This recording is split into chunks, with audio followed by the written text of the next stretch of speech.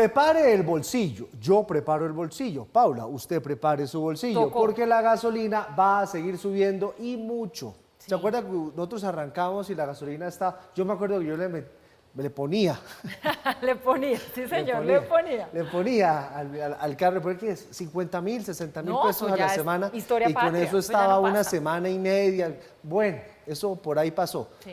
Ya vamos a superar el galón de gasolina por encima de 16.000 pesos, va a subir más de 16.000 pesos, dice el gobierno, pero los únicos que van a subsidiar es a los taxistas que tienen Sisbén.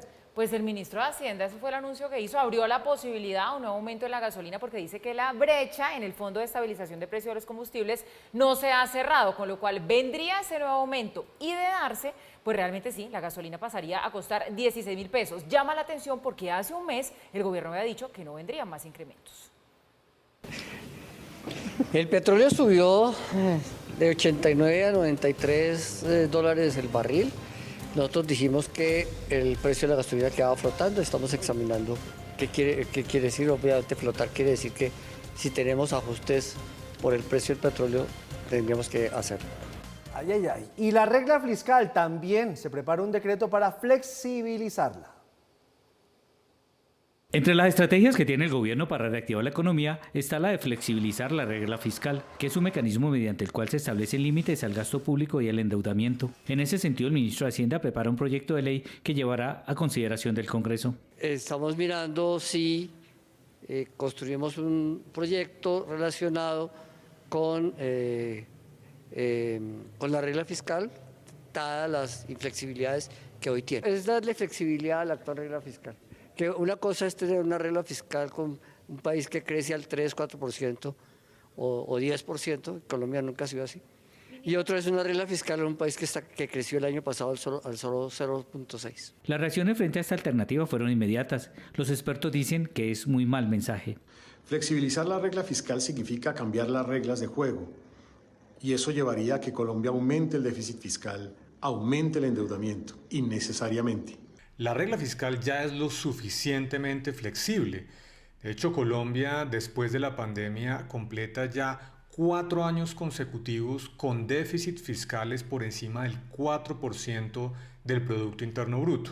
Entre las causas para seguir el camino de flexibilizar la regla fiscal, el gobierno dice que está el poco crecimiento. En realidad, el bajo crecimiento es el resultado de muy bajo nivel de inversión, el peor en 10 años. El punto es que este tipo de mensajes no construyen confianza y certidumbre al inversionista.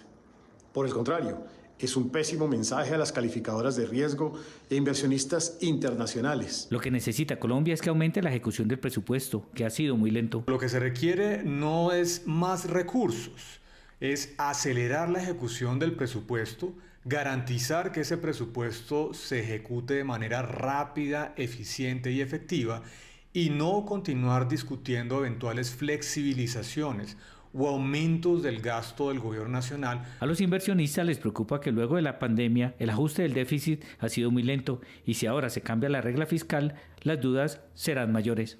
Pues hay que preguntarle al que sabe. Claro. ¿Esto es una buena o una mala noticia? El que el gobierno esté pretendiendo flexibilizar la regla fiscal es una mala noticia. ¿Por qué? Porque la regla fiscal es algo bueno y porque no se necesita flexibilizarla. ¿Por qué es algo bueno la regla fiscal? Es algo así como un cinturón que hace que uno se amarre al mástil y no se ponga con tentaciones de aumentar el gasto público en exceso. ¿Por qué no se debe aumentar el gasto público en exceso si a primera vista, qué bueno, subsidios, transferencias, infraestructura? Porque cualquier descuadre del gobierno genera déficit.